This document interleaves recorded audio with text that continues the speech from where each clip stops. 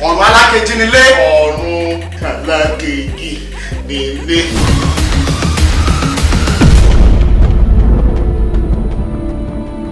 nílùú tó lọ́ba tó níjòyè lábẹ́ àkóso mi wọ́n máa ń pààyàn bí nípa ẹran bẹ́yìn.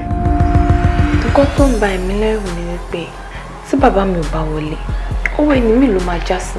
ọkọ mi ò ṣàṣetìrì. àṣetì dẹ̀ sí fọmọ ọlọ́run. wo ojú mi dáadáa sórí àwa táwa jókòó síbí báyìí àwa gangan ni wọ́n ń pè ní àfọ̀bàjẹ́ gbogbo agbára àti àṣẹ ọwọ́ wa yìí ló wà. èmi Àyìnlá Aláwọ̀dé fúnra mi ìlú tó jẹ́ pé wọ́n ń rí mi jó wọ́n ń rí mi yọ̀ ni mo wá dẹni tó ń bọ́ síta tó ń lẹ́kùn. ọ̀rẹ́ ìlú ní ẹni àbí ọ̀tá ìlú. àbáwá náà ní sọ̀rọ̀ ṣe ẹ bá ti máa dákẹ́ náà rèé yìí kí lẹ́yìn ṣe sọ̀rọ̀ wa. lóòótọ́ gbogbo ala mọ̀ pé Máyọ̀kọ́ àti Fèyíṣarà ọmọ yìí wọ́n ń ṣe wọléwọ̀de.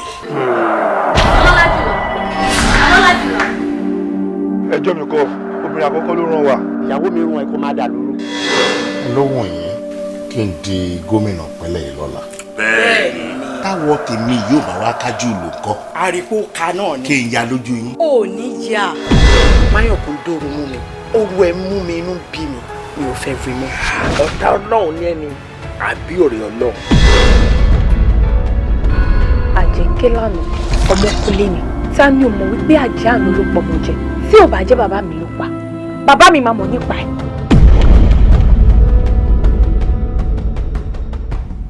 ẹsẹ̀ kí a ojú kò. What is it? kí ló wí ni. ó ní kí ni gbogbo ìṣù tẹ́ ń sọ yìí. èmi ń sòsì. That's not what I said. kí ló wí. ó ní kẹgbẹ́nu sàn kẹkọ̀ọ́jú mọ́ ṣe. ojú kò kẹ́mi ọgbẹ́ni sọ. ojú kò. he call you glasser.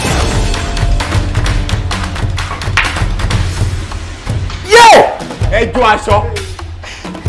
mo dáná. Ẹ má jẹ́ kí a tó. ó bá mi ṣẹ́ lónìí. Don't touch me. kúrò lọ́nà kó jẹ́ aráyé jàre. ó bá mi ṣẹ́.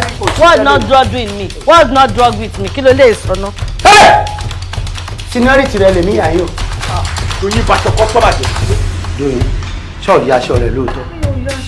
mọ̀dá yẹn báyìí àwọn náà fẹ́ kó wọn àwọn kó wo waist kó lọ sí tight. kí ló ṣe sọmọ ni. kí ni mo ṣe jù pé ká fẹ́ lọ ṣé kò bá wa ń bí.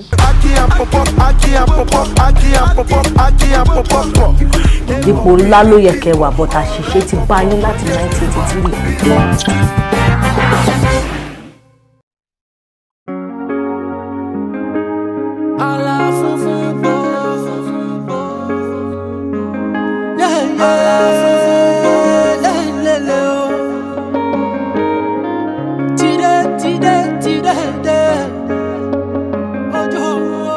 òkùnkùn lọmọ aráyé máa fẹ́ o ọlọ́run ló tàn mọ́lẹ̀ aṣọ wa la mú wọ ẹ̀fẹ́ kì í yíra mọ́lẹ̀. Dérìsọ́lá ni mí mo rìn mọ́ kórè Dérìsọ́lá ni mí yẹ́lẹ́ kí n má rìnà kó bí Dérìsọ́lá ni mí mo rìn mọ́ kórè Dérìsọ́lá ni mí yẹ́lẹ́ kí n má rìnà kó bí òkùnkùn lọmọ aráyé máa fẹ́ o ọlọ́run ló tàn mọ́lẹ̀ aṣọ wa la mú wọ ẹ̀fẹ́ kì í yíra mọ́lẹ̀. Dérìsọ́lá ni mí mo rìn mọ́ kórè Dérìsọ́lá ni mí yẹ́lẹ́ kí n má rìnà kó bí Dérìsọ́lá ni mí. ọlọ́run mi ìwọ ni màá sìn títí ayé mi àmín o. ọjọ́ mo rí jẹ́ ọlọ́run látọ̀dọ̀ rẹ wá ọjọ́ mo rí mu ọlọ́run látọ̀dọ̀ rẹ bọ̀. táwọn pé mo ti fẹ́ parí ẹ̀ lẹ́yìn. Okay. I'll come back for this now. ọlọ́run mi ìwọ ni màá sìn títí ayé mi àmín o. kú iṣẹ́ ọkọ mi. Yes, ma. ẹ wá o àwa tá a lójú lágbárí àfi ríran rárá o. rí ẹ̀bùn ọlọ́run ni. a kàn ń ṣojú gbálàsà bíi ká máa rí ìrìkúrì ká máa wo blabla ṣé bí wọ́n lọ ṣe gbogbo ètò wà nílẹ̀ yìí. ìyá Dérìndé o ó ga ẹ̀bùn ọlọ́run náà ni ẹ ṣe gan-an. ẹ̀dá mà lójú kò máa fi ríran o kábíyèsí ọlọ́run ẹ̀ tó bá mọ bó ṣe fáìn tó ó mà lẹ́wà o. Èyí kan wà bẹ́ẹ̀ tó jẹ́ pé bíi funfun bíi pupa o. Mo ṣe parí kan sin tẹ́sí pé ẹ fẹ́ lò lọ sí pàtí ọmọ rẹ̀ yìí. Mo ṣe parí ń sin wà ní kò ń ṣe òun ló wà lórí standing òun ló wà lórí ẹ̀hún lélẹ̀. Ṣé èmi ló ṣe fún? Bẹ́ẹ̀ ni màmí. Irọ́ ló pa o. Ààyè mo ṣe fún náà. Ọkọ mi. I'm glad you like it. Ní ohun tó dáa tó yìí ó ní gold pàápàá. Nǹkan tó ń rẹ́ ní sí ni máa ń filẹ̀ máa ń tún wò táwọn èèyàn àwọn ọ̀rẹ́ mi máa ń sọ fún mi bó ṣe ń ṣe. Ṣe láìkẹ̀ṣà. I love it. Thank you ma. Ó mọ̀ wípé tí mo bá mú ilé ìsìn tí mo bá fi sọ́nù dé pàtí láwọn tí wọ́n rò pé wọ́n máa tún jí sọ̀rọ̀ mi ni o tó wà nílẹ̀ yìí. Ẹ ṣeun mo dúpẹ́ o ọkọ mi eléyìí máa dùn ó máa lẹ́wà ó máa lárinrin kò sí ibi téèyàn máa wo eléyìí dé tí wọ́n ní. Ẹni mi dùn pé láìkẹ́ ma. Fọwọ́ kan. So nice. Wọ́n máa dáràn o. Ìyá Dérìn ni wàhálà tí wọ́n ní ẹ mami ní láti look good. O ṣé ọkọ mi. Yes ma'am. Ọmọ akẹ́wọ̀ náà lágbára Ọlọ́run wà lẹ́wà tó jù báyìí. Ọmọ tó máa ṣe ọmọ wúmà tí mo ṣiṣẹ́ fún. Bẹ́ẹ̀ni. Àwọn yẹn tún lówó lọ́wọ́ dáadáa nítorí pé jẹ́wọ́ náà ṣáà ti sọ pé àwọn ṣáà máa bẹ́ẹ̀ rajà àwọn máa bẹ́ẹ̀ rajà kò ṣe ọkọ mi. Ó yá jẹ́ lọ bẹ́ẹ̀ gbé oúnjẹ wá. Mami bí o tí wàá pa mí o bí o tí pa mí báyìí ẹ ti sáré parí iṣẹ́ bá ti parí màá jẹun. Máa jẹun. Mami ẹ ti sáré parí iṣẹ́. Oye tó ti ń ṣe látàárọ̀ mo gba tó ti wà lẹ́nu ẹ̀ ni mo lọ mo dé o tún sì wà ń bẹ̀. Màá tẹ̀lé yín tí mo ń bọ̀ mami ẹ sáré parí. Wá jẹun o kó máa ṣe iṣẹ́ kó má máa jẹun wá jẹun. Bọ̀ ma. At Solis Gardens, our aim is to provide comfortable and affordable accommodation for the masses. And I'm sure you have this question. Why the masses are not the rich? Well, the rich only account for 25% of our population. And for that reason, we can't go for the smaller piece when we have the larger piece at hand. So we have strategized, we have devised a means of making sure the poorest of the poor have a roof over their head. Okay, so Mr. Richard, I love this project. Thank you. But I'm a little bit confused somewhere. This is not an NGO. But how do you expect those people to pay for the accommodation provided? Well, thank you so much, madam. You see, the desire to own a house in this country is on the high side. So, and for that reason, we have partnered with a mortgage bank that will enable our clients to register and pay in installments. And once they've paid up to 25% of the property's fee, we allow them to have access to the house. And they continue to pay while living in the house. Okay, and what happens when your client gets so comfortable, living in a very big dream house and forget to pay? Well, madam, these people have spent years paying house rent. So I'm very sure they will be more than happy to pay for a house they will own rather than paying to stay. Well, it's a very nice one, sir. But what if your clients are unable to go with the deal? We get our properties back, but we give them 70% of their money, which I think is a win-win situation for both parties. Wow. It's a very nice one, sir. And we can't wait to be in business with you. I can't wait to be in business with you as well. Thank you so much. We'll get back to you when we finalize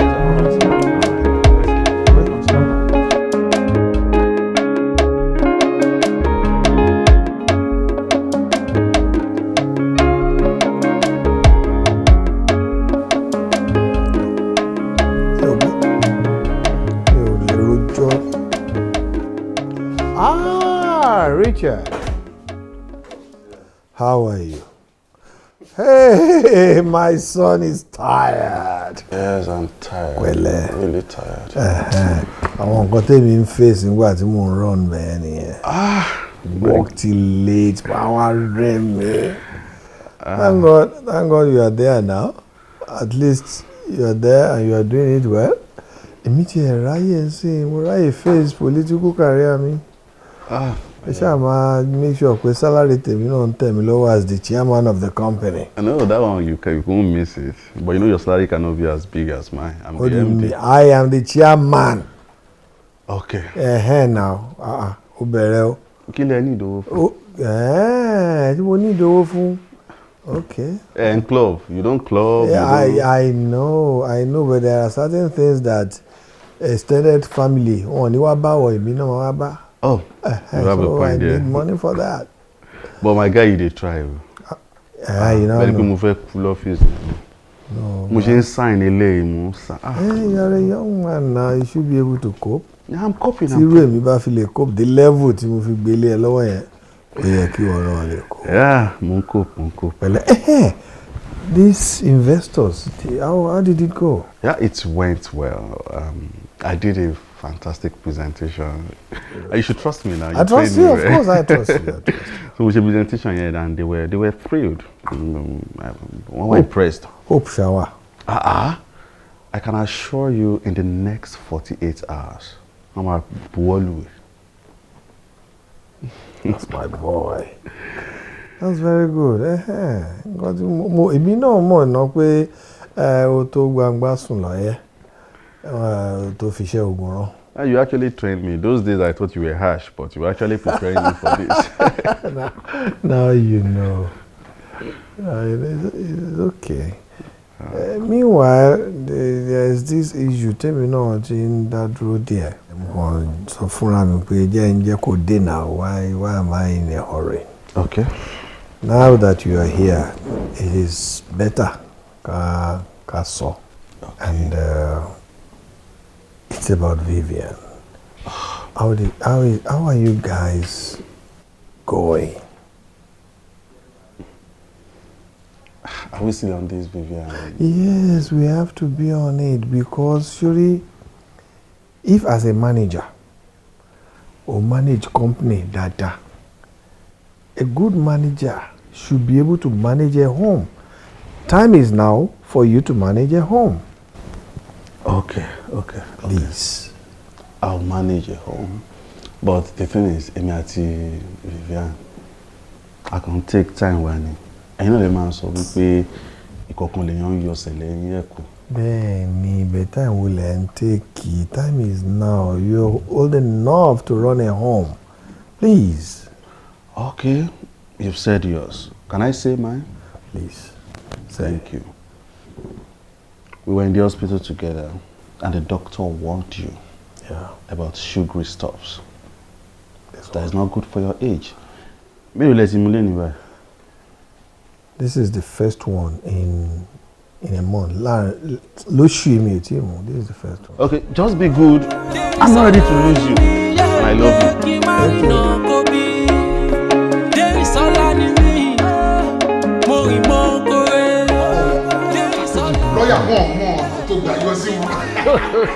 I am a complete strategist. My governor, congratulations, sir. My governor, congratulations, sir. Congratulations, sir. Incoming. I remain loyal. Incoming. 100% loyal. Incoming. By the special grace of God. The incoming governor of our state. Congratulations once again, sir. Thank you very much, sir.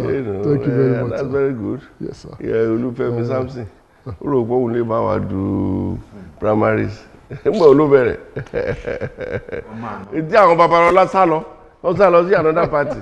Ìwọ wá rò pé of course I know hands down. But tí Babalọlá gan bá dúró màá nà. Definitely. But bí tó wá lọ yẹn party burúkú ló lọ o. Bí ọ̀dà iná máa ń ṣe mẹ́ẹ̀ o. So a gbọ́dọ̀ fojú tẹ́ńbẹ́lẹ̀ wọn. So we have to come up with strategies. And I think the earlier the better. Ẹ má yẹ ká gbé ká dúró pé no. Ẹ jẹ́ ká bẹ̀rẹ̀ ń sẹ́yìn. Kakò tí ẹ̀ tá bá ti ní àwọn points afẹ́ then we can go and relax. Yes. Women lead and go by the way. Nǹkan obìnrin ò kì í yá ẹni tí ẹ rí.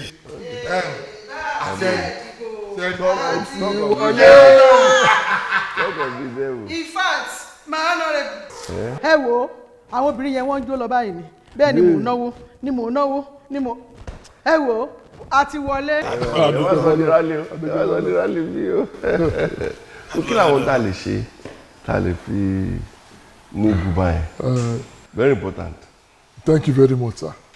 Once again, congratulations, sir.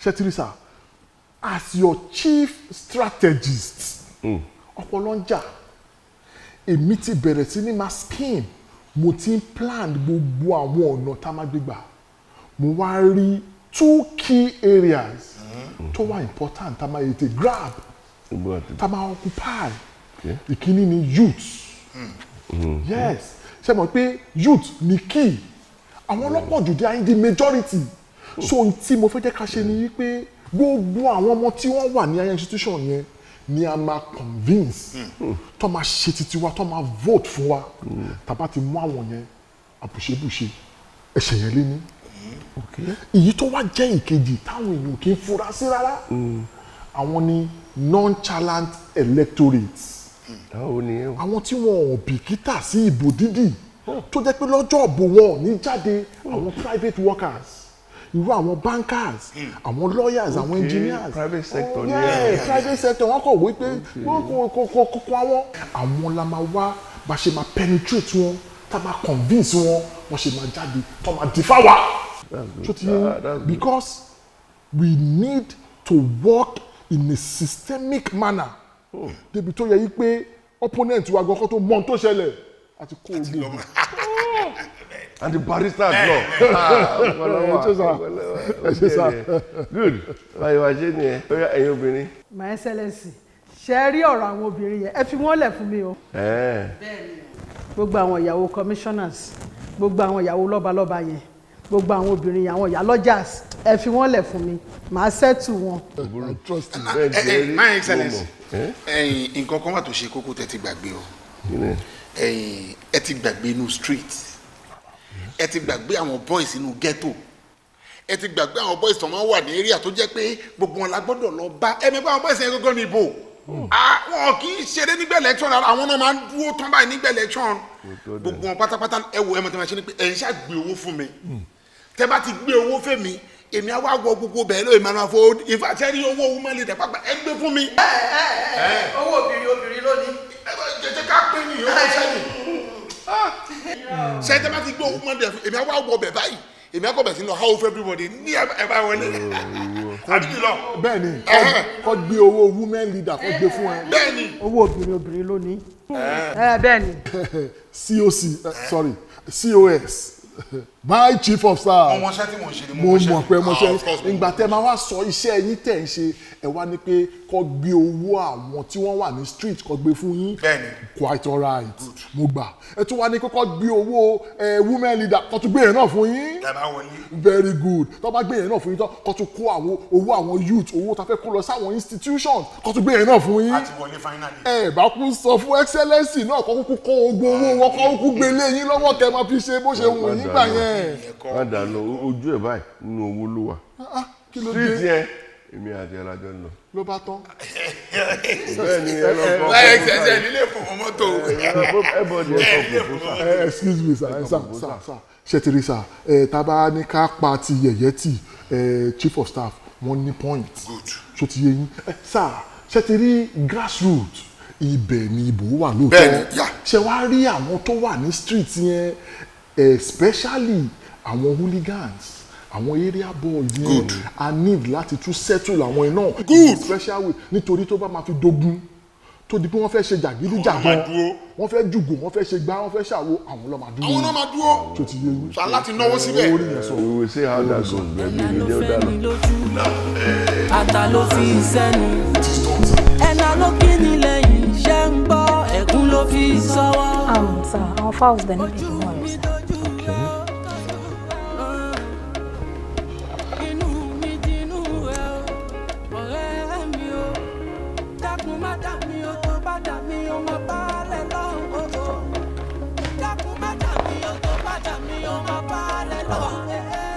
Your manager is funny. So could sign it and he wants me to sign it. If he does not approve this, why should I approve it? So he should sign it. If he says it's okay, then I'll sign. And tell him to get me the monthly report from the salespeople. Okay. That is if they want their commission for the month. Okay. You can go. Wow. Just thinking about you. Hello, sunshine. Well, I've been so bored, I'm missing you here. Can't even focus. I've been thinking about you. face my work. You know it's hard to focus with someone like you. You are my worst distraction. Well, it's an understatement because I can't even focus not seeing you around. So where on earth are you?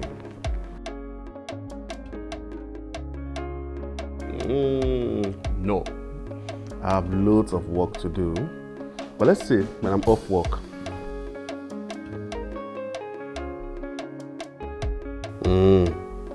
Tell me something nice. I love you too.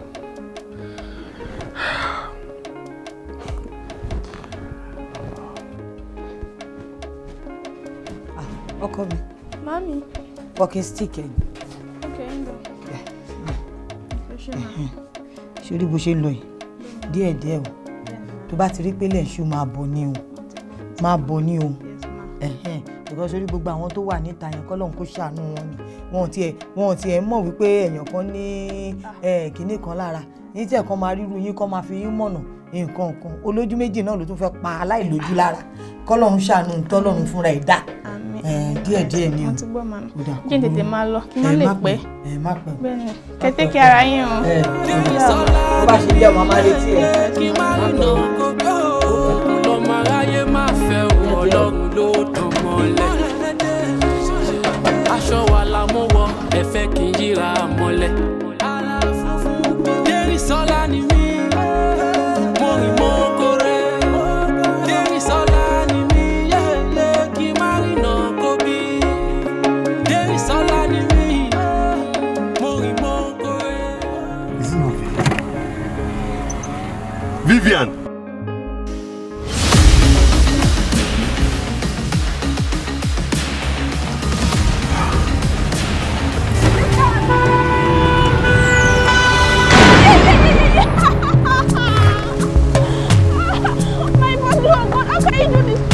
What's the about this process now?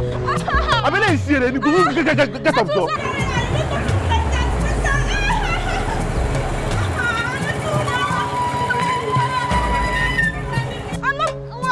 How can you do this to people?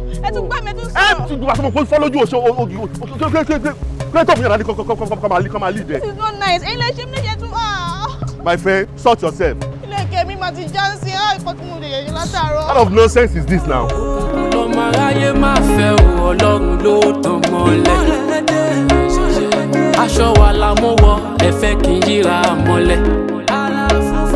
Dérìsọ́lá ni mí, mo rìn mọ́ kórè.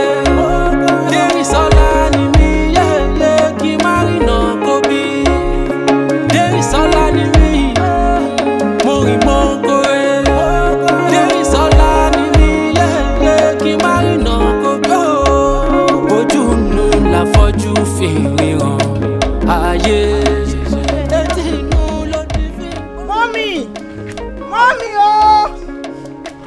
Mọ́mì! Ẹ má bọ̀ o. Ní sùúrù, wọ́n máa rìn náà. Kí ló dé? Kí ló ṣẹlẹ̀? Mọ́mì. Kí ló ṣe? Ṣàní sùúrù. Kí ló ṣe? Kí ló ṣe? Kí ló ṣe? Mọ́tò ṣe kí ni? Mọ́tò gbà. Ìgbà tí mo débẹ̀ lọ sọ fún mi náà mi mọ bó ṣe ṣẹlẹ̀. Ẹ kí ló wò tí mọ́tò fi gbá ẹ? I was being careful, bóyá ló ń sáré bọ̀. Mi ti ẹ̀wọ̀n gbà tó gbá mi gan. Adẹ wíwíwí asọsọsọ mo ní tó o bá fẹ́ kọjá títì máa sọ fún àwọn èèyàn pé ẹ jọ̀ọ́ mo fẹ́ kọjá wọn ti rí kọ̀ǹdíṣọ́ ẹ. Wọ́n ń pẹ́ àwọn èèyàn kò sáwọn èèyàn ń bẹ̀ mo lè ní kí wọ́n bá dúró. Ṣé bá dúró síbi táwọn èèyàn bá wà kó tó di pé máa sọdá sí títì tó bá yẹ pé máa jù báyìí lọ náà bó ṣe máa jẹ́ káwọ́ lé nífẹ̀ẹ́sọ̀ ìjọlẹ̀ mi yẹn. Ẹ rọra ẹ má tún yọ̀ ń bẹ̀ yẹn o. Ọlọ́run ṣàánú fún mi. Ẹ kí ló ti wá lò kò tí ì lò kankan. Wá bá mi lọ bá mi rògùn tó máa lò torí Ọlọ́run kí ni gbogbo ilé ìbáyìí sí. Jẹ́rìí kí ni gbogbo ilé ìbáyìí sí. Ògò tó wà ń bẹ̀ o kò tó wájú ilé yẹn o. Ó mọ̀ tí ó bá ṣẹ̀ṣẹ̀ tó gùn gbogbo ẹ̀ ló ti mọ̀. Ó tiẹ̀ kú díẹ̀ kí ni kó má lọ pàápàá. Jọ nítorí Ọlọ́run fún mi wá bá mi lọ rògùn ní kẹ́míìsì tó máa ní kó tiẹ̀ lo nǹkan kan tó. Ọlọ́run má jẹ́ kó wá fìdà kó pa mí báyìí. Ẹ ti má dẹ̀ ní kó má lọ ó máa dogun ó máa dọ̀ràn ní kò ní jẹ́ wí. Ojú nu láfọ́jú fi ríran ayé. Etí inú ló ti fi ń gbọ́. Ọ̀gá ẹ̀ ń kọ́. kọ́ wa rin ilé ní sà but only court hearing lé nínú ọ̀ṣẹ́lẹ̀ wa. Bẹ́ẹ̀ ni sà. Okay. Àwọn iṣẹ́ ta ní kẹ́ ṣe nǹkan. Actually mo tẹ̀ ti kó wọn wá àwọn bloggers yẹn lélẹ̀ sà. Àwọn lélẹ̀. Bẹ́ẹ̀ ni sà. Ṣé o sọ pé bloggers làwọn tó kọ́? Bloggers ni wọ́n sà. Wọ́n á dẹ̀ ṣiṣẹ́ yẹn. Gidi gan dáadáa atẹ́yìn lọ́rùn they are the best of the best. Ìwọ followership mi ò lónìí. Your Excellency, orúkọ tèmi ni Fabian Fadugba, associate mi rè Fúnkẹ́ Tèmiládé ní oúnjẹ. Ṣé rí èmi náà ti ń lérò pé ẹ̀ expect nǹkan tí ó máa large jù báyìí lọ. Àmọ́ àwa tí ẹ̀ ń wò yìí, ó tó ṣe bí òun iwájú yín sà, kékeré ni abẹ́rẹ́ wa lè kéré, kò kì í ṣe mímí fẹ́ díẹ̀. Me in particular, lórí iṣẹ́ blog tí mo ń ṣe yìí, mo ti ní almost 5.5 followers. Ojo. Bẹ́ẹ̀ ni sà, kò tán síbẹ̀ o. Ṣé rí on each video tí n bá upload, àìmọye millions of viewers tí wọ́n máa ń view àwọn videos wa lórí Instagram sà. So ẹ máa rò pé bóyá akéré lójú àwọn atóbi síkún sà. Àwọn èèyàn ń ka blog ẹ gan. Ṣé rí ọ̀pọ̀lọpọ̀ èèyàn ló máa ń follow mi sà, àwọn celebrities, àwọn politicians bíi ti àwọn èèyàn àwọn dignitaries oríṣiríṣi ló máa ń follow gbogbo nǹkan tí máa ti fi sí orí Instagram sà. Gbàdé ṣe wá wà yìí o ibi tí Ọlọ́run fún wa ní agbára yẹn dé kò sí orúkọ èèyàn tá a lè fi iṣẹ́ blogger yìí ká fi túnṣe kò dé tún sí orúkọ èèyàn tá a lè bàjẹ́ látara ṣe tá a ṣe sà. Bẹ́ẹ̀ ni sà. Ṣé o dẹ̀ ṣúọ̀ pé o ti mọ iṣẹ́ tán ni kò wá ṣe ní ṣọ́ ti ṣàlàyé fún ẹ? Àwọn ti ṣàlàyé fún wa dáadáa ṣebí lórí ti Richard Babalọlá tí ó fi mọ́tò gbá ọmọ ọ̀dọ́ ọmọbìnrin afọ́jú kan ni. Gbogbo information yẹn làwa ti gbà sá. Ṣé rí bóun ṣe wá wà yẹn ibi tẹ́ ẹ wá fẹ́ rán òfófó wa ṣẹ́ dé àwa máa jẹ jù bẹ́ẹ̀ lọ torí Yorùbá ń sọ̀rọ̀ Yorùbá ní òjò tó bá rọ̀ sórí igi tó bá dá tó abẹ́ òní dábọ̀rọ̀ ibi tá a máa ròyìn yẹn dé ayé agbọ̀rọ̀ àmọ́. Wà chapọ̀. Sórí tó bá ṣe yẹn mo fẹ́ kó bàjẹ́ tó bí pọ̀. No. Ẹ kò sọ òótọ́ tó nǹkan tó ṣẹlẹ̀. Àbẹ́ ṣe àmọ́ tó ṣẹlẹ̀. Bẹ́ẹ̀ni. Ṣé tó dáná ṣe? No kódà. Ìṣẹ́ṣẹ́ mo ní ká tún bàjẹ́. No ẹ má bàjẹ́ o. Nǹkan tó ṣẹlẹ̀ kẹ́kọ̀ọ́ gbé sáyé that's all. Daddy ẹ̀yin àgbà náà lè sọ pé èèyàn kan ò kí ń mú afẹ́fẹ́ a máa ṣe ju bí tẹ́lẹ̀ rò lọ. Afẹ́fẹ́ ni wọ́n.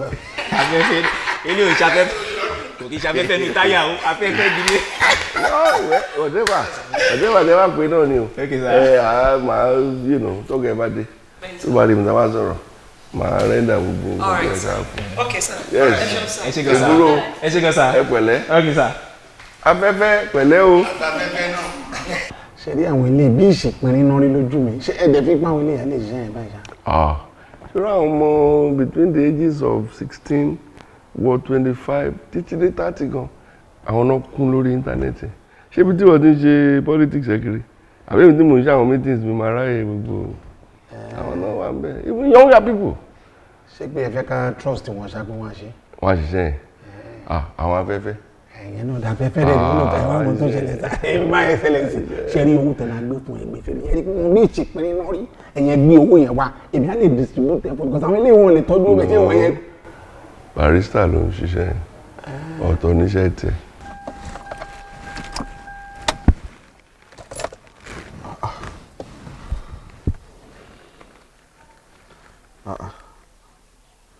Seven minutes call.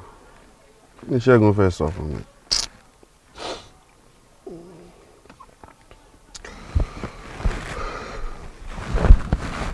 Hello Ṣẹ́gun. Richie, níbo lo wà? Wo, iná ti jó dórí kókó. In fact, pẹ́pẹ́yẹ fẹ́ pọnmọ kò rọ́jà. Ṣé o wo fóònù ẹni? Wo sọ Yorùbá tí mo gbọ́ ìwọ ni iná ń jó lórí ìkíni. Kí ló ṣẹlẹ̀? Ọ̀rọ̀ ẹ ti gbòde kan o. Oríṣiríṣi kò bá kùn gbé ọ̀rọ̀ ni wọ́n sọ ń pa ẹ ní social media o. Irọ́ ni o. But mi ò pa data mi náà. Abẹ́ta kò check phone ẹ báyìí. Check phone ẹ o. Okay, no. Let me get back to you, please. Oh, I wasn't on social media láti àárọ̀.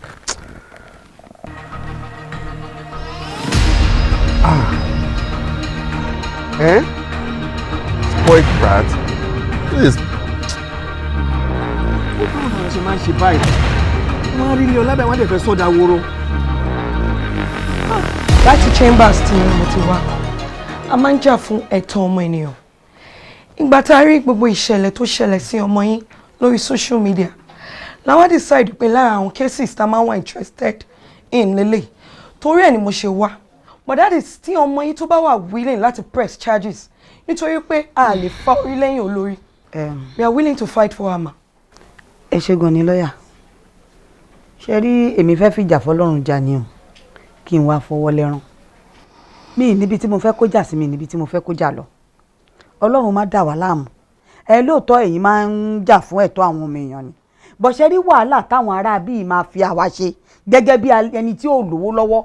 Bí wọ́n ṣe máa bẹ̀rẹ̀ sí ní dà wá láàmú lórí ká máa lọ ká máa bọ̀ ká máa wíjọ́. Ṣé ní nǹkan tí mo ń sọ yìí ẹ̀ kì í ṣàjòjì ẹ̀ ẹ̀yin á bá wọn fà bó ṣe yẹ kẹ́ bá wọn fà bó ṣe rí ìyà tó máa wá padà kọjú sẹ́mi àti ọmọ mi I cannot stand it. Àwàdìwá lẹ́ni àdìwá lọ́la gbogbo ohun tó bá yẹ ká jẹ tó yẹ owó tó yẹ ká ra máa mánéjì ilé ayé wa à bẹ̀rẹ̀ sí ní fi wọ mọ́tò lọ sí kóòtù à máa ṣẹjọ́ ẹ wo mo yọ̀ǹda ẹ wo àlàáfíà lójú mo ti yọ̀ǹda ẹ̀ fọlọ́run ẹ ṣé I'm not interested. Mọ́mí ẹ má sọ̀rọ̀ bẹ́ẹ̀ yẹn ìwà tí lọ́ọ̀yà wá síbí báyìí nǹkan tí mo feel pé yẹ ká ṣe ni o. Mọ́mí lórí social media WhatsApp lórí Instagram lórí Twitter Facebook ní gbogbo nǹkan tó ṣẹlẹ̀ yẹn ni wọ́n ti spread around sórí ẹ̀. Mọ́mí tẹ́ bá rí ojú máa gbà yín tì inú mi ò dùn nígbà tí mo rí orí mi báyìí ṣe ló ń dìde ìfà ká ní pé mo rí bọ̀bọ̀ yẹn ni máa fẹ́ gbogbo aṣọ ẹ̀yà bóyá ga yẹn báyìí ni máa ṣe bá kanlẹ̀. Ẹ wá sọ mọ́mí nǹkan tẹ́ ẹ jọ nítorí Ọlọ́run mọ́mí ẹ jọ mo bẹ̀ yín ni mọ́mí ẹ bá sọ pé nítorí pé kò sówó kò ṣe kinní kan kọ́ máa jà fẹ́tọ̀ tó yẹ kó jà fún mọ́mí ẹ kó jà fún mọ́mí ẹ jọ yẹ kó jà fún mo bẹ̀ yín ni ẹ ti tutù jù kó tó máa sún mí náà rọ yín ni ẹ ti tutù jù. Fún mi it's not about mo ti tutù jù ẹ jẹ́ ká fìjà fọlọ́run jà sórí gbogbo ìtúwọ̀rí tó ń bí ẹnu tó ń bí ẹ mo mọ̀ pé I know you are pained ó ń dùn ẹ́ bó ṣe rí tẹ bá tún wà á onídàkejì ókè wọ́n tó yẹ pé ó máa lọ síbi iṣẹ́ níjọ́ Monday to Saturday ló fi ń ṣiṣẹ́ o tó bá máa ya bíbá yìí bóyá lálálẹ́ Sundays la tún máa rí ẹ gbogbo àwọn ìgbà tó fi máa dà wá láàmú fún mi ò ní sí bẹ́ẹ̀ ókè tó bá ní kó bẹ̀rẹ̀ sí ní fún ẹ wá lówó wà mọ́mi ò yẹ ẹgbà ẹ fi ṣe lé ìdààmú tó wà ń bẹ́ẹ̀ pẹ̀lú ìnira Fẹ́mi àtọmọ tó jó òríran kọ́ I don't want to inconvenience my child. She's the only child tí mo ní. Mi ojú òríran máa tún wá máa dà láàmú. Èmi fúnra mi ò tún wá ní nísinmi. Iṣẹ́ rí gàrí àti kíní kan tá à ń pòpọ̀ ní kíchìn wa. Lọ́ọ̀yà ó máa tẹ̀ mí lọ́rùn o. Fún mi gbójú kò ń bẹ̀. Má wo bẹ̀. Màá tó bá jẹ́ ọ̀rọ̀ owó ni ọ̀fẹ́ ni. Owó kan ẹ filẹ̀ mi ò dààmú. Tí bá ti wọ bíbá tí mo so oúnjẹ tèmi àtọmọ mi jẹ ìyíkan yòókù ẹ wò kékeré ni àlàáfíà lójú ẹ ṣé mo dúpẹ́. À ń sọ̀rọ̀ dààmú ẹ̀ ń sọ̀rọ̀ owó. Tí ọlọ́mọba tí dààmú ẹ̀ bá bẹ̀rẹ̀ níbo ni mo fẹ́ sá sí pẹ̀lú ọmọ lẹ́yìn àdúró eléyìí ṣé mo fẹ́ gbé lẹ́sẹ̀ inú mọ́tò ni àbí mo fẹ́ pọ̀n dé ilé ẹjọ́ ẹ má jà sọmọ lọ́ọ̀yà please. Lọ́ọ̀yà ẹ má wọrí mi àti mọ́mì máa sọ̀rọ̀ máa get back sí ẹ jọ. ẹ ṣé ọmọ. Thank you for coming no mo really appreciate ẹ ṣé gan ni. Mọ́mì ti tutù jù. ọ̀rọ̀ tutù náà sọ́ọ̀sì wo máa dà á lẹ́sìn wàá máa bá mi wọ wẹ́rẹ́ nígbà tó bá délẹ̀ ó máa lọ sọ́fíìsì o olóyún orí èrè rẹ̀ ṣé bó ṣọ́ọ̀ ní lọ sọ́fíìsì. mo wọ̀ tún mo wò sí.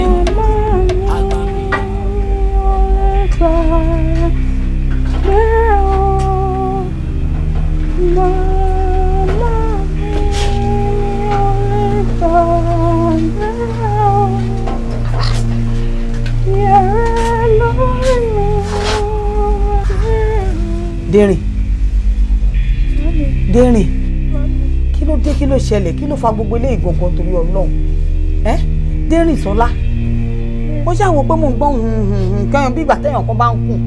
Mami ṣé torí mo jẹ́ afọ́jú ṣé torí pé mi ò ríran everybody ṣe sọ nǹkan tó ń wọ̀n nípa mi fún mi ti wá sílé fún mi sọ pé gbogbo àwọn bloggers yẹn tẹ bá rí nǹkan tó ń kọ nípa rẹ̀ pé máa fojú lásán kọ ni bàbá yẹn kọ́ gbà Mami why is everybody doing this to me kí lè ṣe mí gbogbo. Ó ti ẹ̀mí ènìyàn àbìdí yànyàn ènìyàn lásán tọ́lọ́run dá kò ṣe nítorí pé o fọ́jú ni gbogbo ẹ̀ ṣe ta báyìí bó ṣe ta báyìí yìí ó máa mọ nǹkan tó ń pè lé nìyàn ó jẹ́ ká máa tún dúpẹ́ condition tó wà tó bá jẹ́ wípé ẹni tó lajú ni ara tí wọ́n á ti fi dá òun ló ń lọ yẹn èmi náà ò rí bí gbogbo ayé ṣe ń wọlé tẹ́lẹ̀ bá wọlé aláwọn láti radio station eléyà lẹ́yìn láti television station eléyà ní pé kíní kan lòún ti wá eléyà ní kíní kan lòún ti wá ìkan alóhùn lọ́ọ̀yà wọ́n ṣáà máa wá lóríṣiríṣi káàkiri nítorí pé ó jáfọ́jú ni ká ní pé kò ń ṣe pé ojú ẹ̀ fọ́ ni wọ́n á ní wípé ọmọbìnrin yẹn mọ̀ọ́mọ̀ jámọ́ náà mọ́ mọ́tò lẹ́nu ni wọ́n lè ní wípé ó fẹ́ fẹ́ ni wọ́n lè ní pé aṣẹ́wó kan ni wọ́n lè ní wọ́n fi ẹ́ dẹ bọ̀bọ́ yẹn ni kò sára tí wọ́n tí ì ní fi ẹ́ dá by now tó bá jẹ́ wípé kò ṣe condition tó wáyé. bẹ́ẹ̀nìyàn ṣe rí nìyẹn kò nídìí pé kò feel bad about it jẹ́ ká máa dúpẹ́ títí wa tó bá yẹ kó pa ẹ́ kọ́ ṣé èmi àti ẹ̀ máa wà báyìí ká máa sọ orí eléyìí Dérìsọ́lá. mami kò rí sí fún mi. irọ́ o èyí tó ń ṣe yìí èmi ò fẹ́ bẹ́ẹ̀ o ọpẹ́ ni o mo dẹ̀ ti sọ kódà mo ti sọ fún mi ọ̀rẹ́ ẹ̀ náà tí wọ́n bá ti wá at any time I don't want to see anybody again. Kí ló dé wọ́n bí iṣẹ́ ni mẹ́ja ni lórí agbára ẹni làwọn òde ní mí ń lé wa mọ́ nílé tó jẹ́ pé àti rọra ń fà láfíà àti ń fi dùnú àti rọra ń gbé ọjọ́ tá a rí jẹ ọjọ́ tá a rí jẹ. ṣùgbọ́n ma. ìyá dìde torí mi ò lè fi ẹ́ síbí dìde lẹ̀ rọra mẹ́yẹn. ọmọ aráyé máa fẹ́ o ọlọ́run ló tàn mọ́lẹ̀ aṣọ wa lámúwọ́ ẹ̀fẹ́ mi yíra mọ́lẹ̀. Dérìsọ́lá ni mí mo rìn mo kórè Dérìsọ́lá ni mí yẹ́lẹ́ kí má rìnà kó bí. Dérìsọ́lá ni mí. I can't believe this is happening at a time when we are trying to launch our multi-million dollars project. I don't know. Yes, sir. I'm very sorry. Keep your sorry. Yes, sir. I really tried all I could to contain it, but I couldn't. Sir, it's like our competitors have been waiting for this to happen, sir. A good enemy will pick on your mistake and operate. A good enemy will do that. But we are stupid as serfs in Wolowo. Just because we have a silly man at the end of affair. You see what you have done? You see what you have caused? Our enemies out there will just pick on that and operate. Our business partners, those who don't even want us to exist, will just pick on that and operate. Oh, my political enemies. My opponents will now pick on that and say stupid things about me, my company, my family, my existence, and you. Just because you are stupid. Gentlemen and ladies. Yes, sir. Henceforth, Richard ceases to be the MD of my company. Mr. Abdul will take over. Yes, sir. You shut up. I'm talking.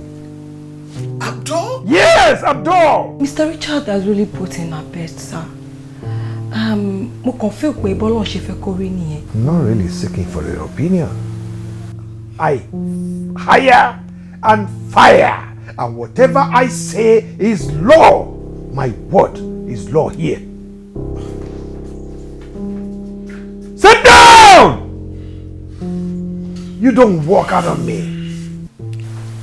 Like I was saying, lady, you don't have any say here. I'm sorry, so sir. you shut up. You sinner. You don't walk out on your father. Sorry. I did my first degree, book economics, for my dad. I finished my Paribai, but no, she masters abroad. But we Paris as the best student. But in Nigeria, I was like, let me even rest for a year. He said, no, you are going for your MBA. That is a Master's in Business Administration, right? Wagbai. But no MBA. All my life, right from primary school to secondary to university to postgraduate school, I've been living my father's life. And I never complain. You complain. He's been so selfish. I've been living his life. He's been preparing me. Making JMD of this company. Everything daddy made to shift. Lily Ayemi, mistake ni Bokasi. láti primary school tí wọ́n jẹ́ kí n ní mind of my own. Mo wá bẹ̀rẹ̀ mo DMD. I now made just a mistake. Just a mistake. Ẹ̀dẹ̀ gbọ́n mi yọ. Ẹ̀ tí wàá gbọ́n mi yọ lásán. Ó wá jẹ́ Abdul. To parí from anyway, that one does not even matter whether poly or university, but he finished from polytechnic. Boya lower, I was looking at his lower credit gan ló mú jáde. A first class product. Went to Harvard, came back, did MBA, did everything. Ẹ wá gbé yẹn síbẹ̀. Ẹ tiẹ̀ lọ sí bigger company, kẹ́ lọ gbé yẹn tó kàwé jù mí lọ, or tó ní more qualification, more experience. I'm not even a tutor on how to even be a manager, not MD. You better disgrace me. This is Richard, lóòótọ́ nǹkan tí dáàdi ṣe yẹn náà ó burú jáì, but at the same time nǹkan tí wọn náà ṣe náà ó dáa tó. Sórí àṣìṣe ẹyọ kan báyìí ó lè bring odidi empire, ó lè bring it down. Ìwọ náà wọ nǹkan tó ṣe, wọ nǹkan tó ṣe náà, kò sí bí wọ́n ṣe máa perí ajá tí wọn ò ní perí ìkòkò tí wọ́n fi ṣe. You know, save me all this bullshit. Àwọn orí kòkò ajá, orí ẹran. Speak the normal Yoruba, I understand. Okay. Nǹkan tí mo ń try láti sọ ni pé wọn gbà tí wọn náà ṣe nǹkan tó ṣe yẹn, wọ́n sọ pé Richard Babalọlá ọmọ governorship aspirant. You should have lived a quiet life. Tí wọ́n bá fẹ́ kán porúkọ àwọn. Ìwọ náà dẹ̀ mọ̀ pé social media world la wà ń sìn. Ẹni tó bá ní orí òun lórí máa ń fọ́. Any little thing tí ẹni tó bá ní fèsì bá ṣe báyìí sìn, wọ́n máa bá fẹ́ lójú ni. Ó kàn fi mọ́tò kàn fi gbá ọmọ ẹ lásán ni. Wọ́n ń pariwo bí ẹni pé ó fi mọ́tò ó fi irun jégéjégé ni. Ṣé you understand? Sorry, nǹkan tẹ́mi fẹ́ sọ ni wípé tí iná ọba ìtì ìtàn láṣọ, ẹ̀jẹ̀ òkè ń tán lè kan náà. Not again. Speak. Speak. Stop talking. Èmi ò fẹ́ sọ lẹ́nu kí n má bàa so àpò ìyàkọ́ ni. But nǹkan tó ṣẹlẹ̀ ni wípé sórí the same ọmọ tí òfin mọ́tò kọlù yìí tí wọ́n ń pariwo kiri tí wọ́n ń pariwo orúkọ dádì ẹ̀ mú ẹ yẹn, a máa wá padà wá ọmọ yẹn lọ. Wàá wá lọ ṣe àtúnṣe bóyá kò gbé jáde ló bá máa fi. Ó ṣẹ́gun ẹnu dùn rò fọ ẹnu dùn rò fọ. Bó mo mọ̀ tí mo ti fẹ́ rí gẹ̀rù yẹn. Ṣé o mọ̀ pé èmi bí mo ṣe wà nísìn ọmọ sójà ni mi, mo gbé barak dáadáa, mo dẹ̀ mọ̀ ń pa alámì. Sórí ọmọ yẹn màá ṣàlámì ẹ̀ kínníkínní yékéyéké màá dẹ̀ ṣàwárí ẹ̀. No, we are not doing anything. Ṣé gbogbo bá ṣe ń wá sọ́tẹ̀ yìí kò tẹ́ mi lọ́rùn? In fact, inú mi ò dùn sí rárá. Àbá, àdìmọ́ wá sọ́tẹ̀ always, ṣé o lè gbálé fún mi ni? Ṣé mi ò dá tó àwọn tó lè gbálé fún mi àbí kí ló dé kí ló ṣẹlẹ̀? So torí ọ̀rọ̀ ilé ìsìn ló ṣe fẹ́ pa action mọ́ lára. Don't worry, I will get you a house. Don't worry. Side the pan roof yẹn àti kíní yẹn máa pè. Wà á ti dání. Mo yẹ mi ò fẹ́ létí pan roof. Mi ò dẹ̀ fẹ́ létí ẹlẹ́kọ̀ọ́ whatsoever tó bá pè. Níbo ni wà á ti ìyàwó ẹ̀ ń gbé?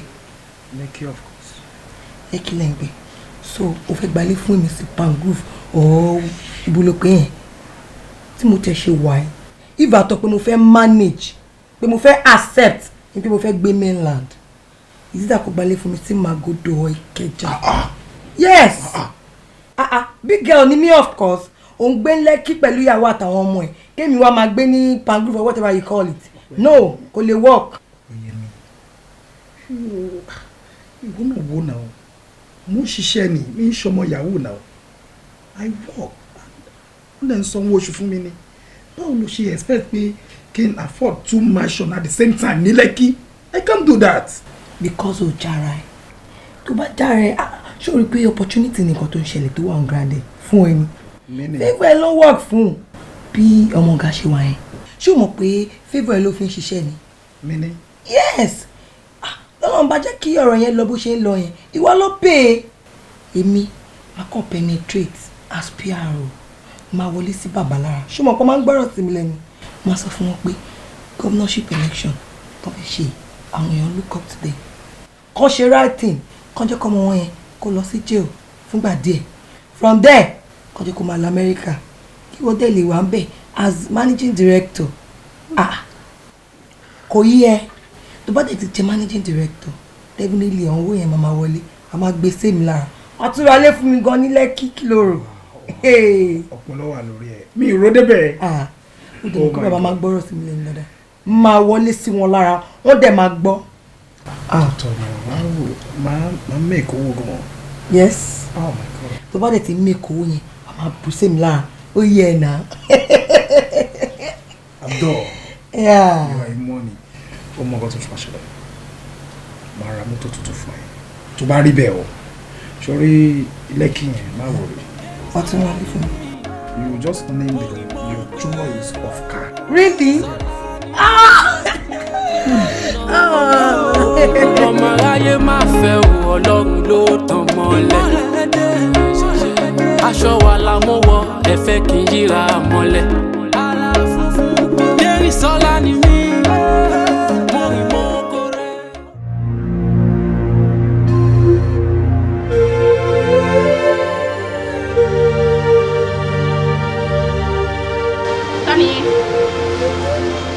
Ta nìyẹn sẹ́? Kálẹ̀ bèrè. Èmi ni. Ok, ṣé ilé àgbà beat fún ìyàwó yín? You make beats?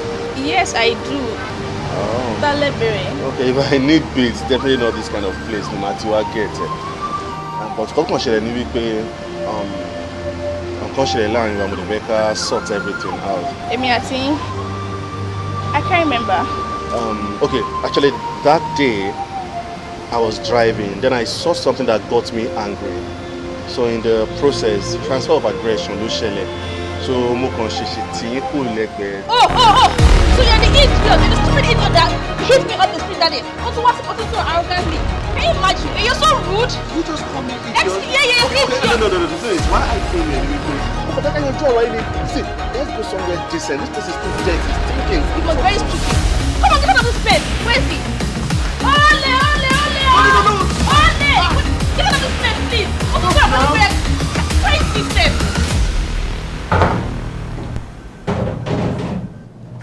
I'm not a blue black lane. You wanna know why I should be here? Play. Okay.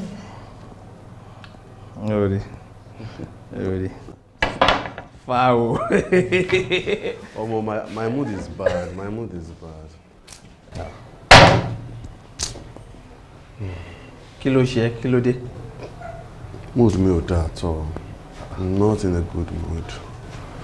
Ó ṣe mí bẹ́ẹ̀ ni wípé kí n kàn live for a while in isolation. Kí n má dá sí anybody. Kí n má tan fóònù mi. No fẹ́ wo video, no TV, no radio, nothing. Just me. By myself. Isolation? Kí ló le tó yẹn? Richard, see, let me advise you. Ẹgbẹ́ kan bẹ́ẹ̀ advice òṣìwò. O lẹ́nu àtọ́kùn fẹ́ advice àbí?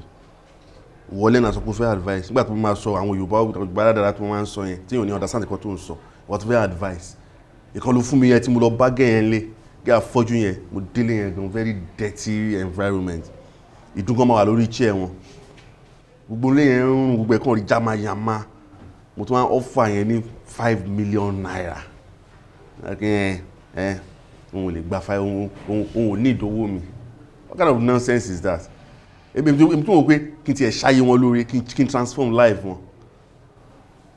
You need to imagine, driving to that street alone was disgusting to me. Táà mi wú lẹ́gbẹ̀ẹ́ ni, Ọlọ́run. No. So don't give me familiar advice. Richard, wò bí báyìí. Wọ́n ní ẹjọ́ kìí jẹ́ ẹjọ́ ẹni ká máa mọ̀ ọ̀dà. Just listen to yourself. That I'm sounding stupid. Mi ń tẹ̀lé mi sí bẹ́ẹ̀ gbà tó lọ fún mi lówó bó ṣe sọ̀rọ̀. Sórí àwọn tí wọ́n bá fọ́ lójú bẹ́ẹ̀ yẹn, àwọn àkàndá èèyàn ni wọ́n. Other senses wọn máa wà very very active, wọ́n wà very very functional. Bó ṣe débẹ̀ bó ṣe bá sọ̀rọ̀ yẹn, kò ní gbà lọ́wọ́ ẹ̀. Báwo ni wọ́n ṣe mọ́ ṣe bá sọ̀rọ̀? Gbàgbọ́n tí wọ́n náà sọ mi báyìí, ó ti sense pride nínú ohun ẹ. So, you think I'm proud? Pẹ̀lú nǹkan tó sọ yìí, ìgbéraga wà nínú wọn náà. so fi pé mo proud nǹkan tí mo fẹ́ gbọ́ nìyẹn. ìtẹ́lẹ̀ díẹ̀ ni kiri ní etí. ọmọ say me that nonsense picture sọ nǹkan tí mo gbọ́ ìwọ ni tẹ́lẹ̀ gbogbo tẹ́lẹ̀ nonsense tó sọ lẹ́nu. mo súnmọ́ ẹ ẹni tó wà far away from you kí wọ́n tó rí ẹ èmi ti rí ẹ tán mo ti rí ẹ pátápátá. so fi pé mo ní ìgbéraga. now let me take you back memory lane. ìgbà tí mo meet ẹ aṣọ kan pé ló wà lọ́rùn ẹ̀ ń gbà yẹn. See? You were suffering. If I was proud, mi ò ní bá ẹ rìn. Mo dẹ̀ túṣẹ́ off to my standard. O tún parí gan, o tún wáṣẹ́, mo tún make sure pé o ríṣẹ́. So, èwo ni ṣe báwo mo ṣe gbéraga in that way? Richard. No, èmi ò ṣe wo pé one ghetto, one stinking environment ló ti jáde kí n má bá ẹ rìn gbà yẹn. À ń jẹ́ ìkúrò ọ̀tẹ̀ kò tán láwọ̀. O tún gbọ́n ọwọ́ ẹ̀ sáwọ́. Why you always speak? Oh, damn. Ṣorí, nǹkan tí Ọlọ́run bá rán ẹ sí ẹ̀dá ẹgbẹ́ ẹ láti ṣe. Tó bá kọ̀ tó bá ṣe, á gbé ẹlòmíì dìde tó máa ṣe ìlọ́po ẹ. Kò ṣe rẹ́lòmíì sí ẹgbà tó fi wáṣẹ́ for 3 years.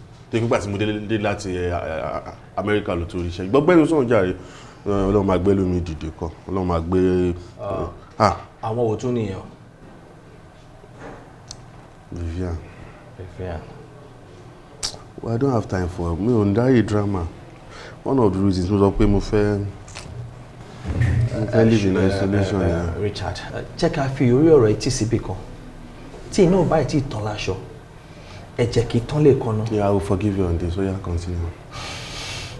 Ṣorí ọmọ yìí, èmi máa padà lọ, máa lọ bẹ́ẹ̀ tún bẹ́ẹ̀ ṣe, máa lọ bẹ́ẹ̀ palẹ̀ láró, máa lọ bẹ́ẹ̀ tẹ́ ibẹ̀ lọ́dà. Ṣó ti yẹ, wàá wá padà lọ síbẹ̀, wàá lọ tún ṣe fúnra rẹ̀ again. Ṣé ṣe kó gbọ́dọ̀ grammar ẹ̀ ló ṣe gbọ́ Yorùbá báyìí? Kò sí wàhálà. Ṣé nǹkan tó fẹ́ ṣe nìyẹn? Bẹ́ẹ̀ni. So you love me that much? I really don't care. Ọlọ́run. See guy, o gbọ́dọ̀ care o. Ìwọ ló ṣe ẹ́ o. Ìwọ ló ṣe. Ẹ ó ti ń ṣe mí nsìn. Kò ṣe é. Mo ṣe máa fún 5 million tó máa lóhùn fẹ́. Guy, ìgbéraga ẹ̀ náà ló ṣe ń gbéwọ̀ bí ẹ̀wù yìí. No, am I proud? No, be sincere. Èmi lọ̀rẹ́ ẹ̀. Ìtẹ́lẹ̀ díẹ̀ ni kì í rí ní tì. Ṣó yí ẹ, mo rí ẹ tán. Bó ṣe sọ̀rọ̀ yìí tó bá yẹ pé bó ṣe débẹ̀ tó lọ wà nìyẹn. Ẹ̀mí ìgbéraga náà ń pè. Mọ́mẹ́wàá, àkókò ní eré làbòrò. Ń ta máa jẹ́ òní yíyẹ̀pẹ̀. Ẹ̀dẹ̀ ní fi ọ̀pá tẹ̀lẹ̀ ní ibùjẹ ẹ̀rùn kẹ́ẹ̀túra jíjẹun. Ṣẹ́rí lórí ọ̀rọ̀ ọmọ yín Dérìsọ́lá, òun ni mo bá wá. Tẹ́ bá rí ẹni tí ó fi mọ́tò kọlù ọmọ yín, ó ti ṣe jálajàla. Torí pé ọmọ tí yín gan tí wọ́n fi mọ́tò kọlù kò fi bẹ́ẹ̀ farapa tó bẹ́ẹ̀ gẹ́. Àmọ́ àwọn oníwèé ìròyìn àti social media wọ́n ti fẹ́ lójú débi pé bí wọ́n fi mọ́tò ń rún ọmọ yẹn jégéjégé ni.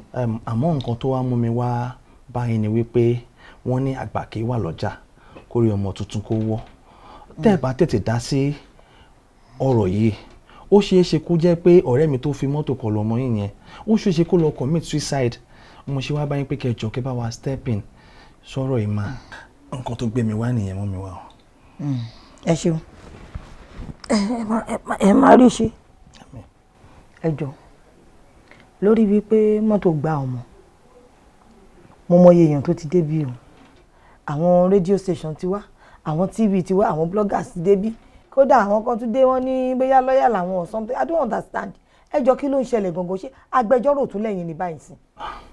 Rárá mà èmi ò ń ṣe kankan nu gbogbo wọn gẹ́gẹ́ bí mo ṣe sọ lẹ́ẹ̀kan mo wá gẹ́gẹ́ bí representative ni. Ẹni tó gbá ọmọ mi. Bẹ́ẹ̀ ni ọ̀rẹ́ tímọ́tímọ́ mi lẹ́yìn tó kọ́ lọ́mọ yín. Òun fúnra rẹ̀ dẹ̀ ti wá síbi tẹ́lẹ̀tẹ́lẹ̀ tó ti wá bẹ ọmọ yín. Ẹ ó ti tọ́ ńgbà tó ti wá bẹ̀ ó ti tọ́ kó ní kálukú máa bá tiẹ̀ lọ. Ó jù bẹ́ẹ̀ lọ́mọ mi ó fún ní 5 million naira bí kó jọ kó jẹ́ kí ọ̀rọ̀ yẹn kó tó pátápátá ọmọ yín lè dànù bí ewúrẹ́ ni àjàtúká náà fọ̀rọ̀ yẹn ṣe kó gba 5 million yẹn o. Ó fún ní 5 million naira. Bẹ́ẹ̀ ni mà. Ipe kó gbà kó má bínú. Ẹ wo ṣe rí nígbà bíi tọmọdé bá ń ṣèyàn ẹ̀yin ò ní mọ̀ pé ẹ má wo ti yín o ṣe rí 5 million naira yẹn èmi á gbà ń tèmi máa gbà á máa dẹ̀ jẹ́ kó mọ̀ wípé tó ọwọ́ yín ni mo ti gba 5 million wọ́n wá fi bẹ̀bẹ̀ nítorí n tó ṣẹlẹ̀ ní ọjọ́ sí ni o máa kó sí báǹkì màmá bá mójútó. Màámi mi ò gba owó kankan. Kábà ẹni láti rí bọ̀bọ́ yẹn ṣe gbá mi jọ yẹn ó tún sọ̀rọ̀ sí mi arrogantly bí n pé mi náà kì í ṣèyàn. After all olówó ni wọ́n wọ̀n kì í ṣe Ọlọ́run àwa náà àṣírí ọ̀dẹ̀ bọ̀ wá dúpẹ́ fọ́lọ́run. Màámi ẹ̀ lè gbọ́ kọ̀ọ̀kan lè gbowó kọ̀ọ̀kan because lóòótọ́ ló wá jọ yẹn and I'm not ready, I'm not interested. Sherry, Mr. Man, I'm sorry but ẹni láti dìde ìsìnkì àmà lọ. Just please stand up and leave. Wo Dérìsọ́lá sórí ìtò ń sọ yẹn torí condition ni káni kò ń ṣe condition yẹn ni tó bá mọ bí 5 million naira ṣe ga tó ń lẹ̀ tó bá kó 5 million sí bíjì ìwọ gan mọ̀ pé owó ńlá wọlé 5 million naira sórí àwọn níbi ìgbà tó pé tó bá ní ẹni tí ò bírú ẹni ò lè mọyì ẹni ó dùn mí púpọ̀ jù torí wípé o ò lè rí ni wọ́n náà fojú ẹ̀mí wò lọ wò sáà láti 500 1 million 1.5 2 million wò lọ sáà nínú ẹ̀mí wàá rí pọ̀ gan o tún wá wọ túrútúrú o tún wá ṣe o tiẹ̀ lọ́rọ̀ rẹ lẹ́nu òun ló ṣe lọ́wọ́ ò ní gba 5 million naira nǹkan tó ṣẹlẹ̀ ní pé ṣe ní 5 million naira yẹn òun máa gbà ó gbúdọ̀ sanwó fọ́létí sọ̀rọ̀ sí anyhow gbogbo rubbish tó ṣe ó máa fara gba òun náà gbúdọ̀ san 5 million naira yẹn. Màámi owó yẹn ló fẹ́ wá ra ìyá ọmọ yín dé báyìí bó ṣe wọ́ mi lẹ̀ lórí títì lọ́jọ́ sí màámi. Ó yẹ kó sanwó wíwọ́lẹ̀ yẹn náà owó ilẹ̀ tó yẹn ó gbúdọ̀ sanwó ẹ̀ owó ẹ̀rí ó yìn sọ́ọ̀tì ẹ̀ ó máa sanwó yẹn káwá tiẹ̀ wá ní mi tẹ̀fẹ́ gbà tẹ́lẹ̀ lọ́la wípé tiẹ̀ ti fojú ọmọ mi rí rédèrèdè ẹ̀wọ̀ ẹ̀ máa kó 5 million naira ilẹ̀ a máa gba 5 million èmi máa gba 5 million òun kò ní dọ́rú ẹ̀wò mọ́ nígbà tó bá ti san dúró yẹn ṣé 5 million máa já lára èèyàn kò wá orí òní pé ń jọ mi irú wà pálapàla wo òṣìwà játijàti wo nìyẹn tó tún wọ túrútúrú yẹn ó láti sanwó ẹ̀ so ẹ bá mi jíṣẹ́ fún wọn a máa gba 5 million naira àti gbà èmi ti gbà màá fi máa tọ́jú ọmọ mi torí mi tí mọ̀ bí tó ṣì kù sí lára ẹ̀ bí àyìn máa lọ mú lọ sí hospital kìí tiẹ̀ lọ check ẹ̀ dáadáa torí mi ò mọ̀ pé ṣe ń tó yìí. Ṣé màámi nǹkan tó bá ti fẹ́ náà ni Mr. Man mi ò gbowó lọ́wọ́ yín o mi dẹ̀ ń wọlé lọ nìyí. Wọ́n máa wọlé lọ ń tiẹ̀ èmi náà torí náà lọ́lọ́run fi jẹ́ pé mi ni mo bí ẹ èmi á máa ṣe àwọn ẹ̀tọ́ yẹn níbi tí ó bá kù díẹ̀ káàtó. But mummy ó sì ń bínú. Inú wo ló ń bí bóbí obìnrin ṣe máa ń bínú nìyẹn ọmọdé ló ṣe.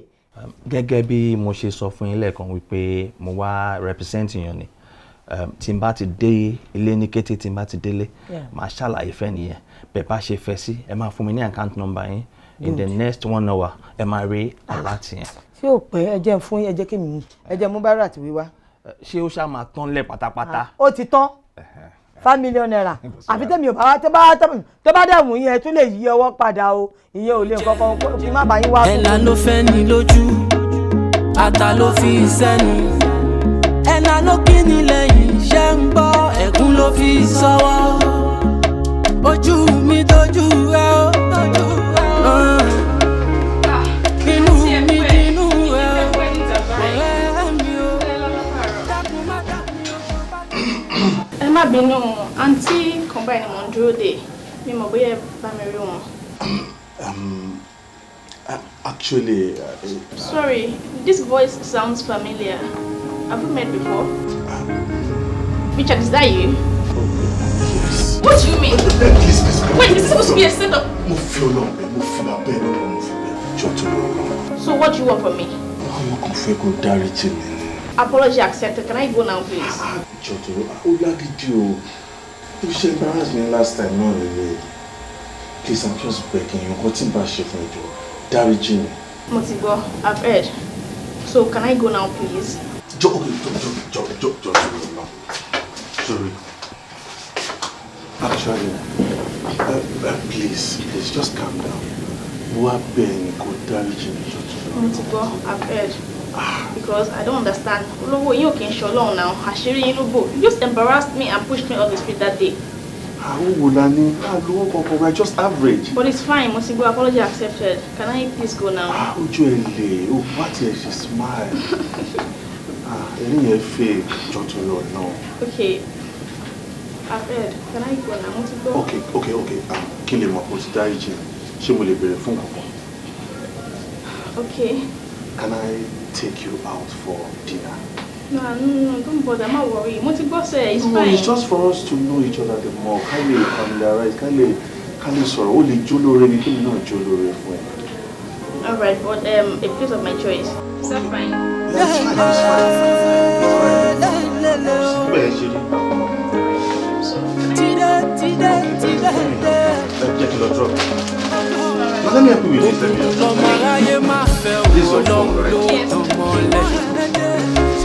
Aṣọ wa la mú wọ ẹ̀fẹ́ kì í yíra mọ́lẹ̀. Dérìsọ́lá ni mí, mo rìn mọ́ kórè. Dérìsọ́lá ni mí,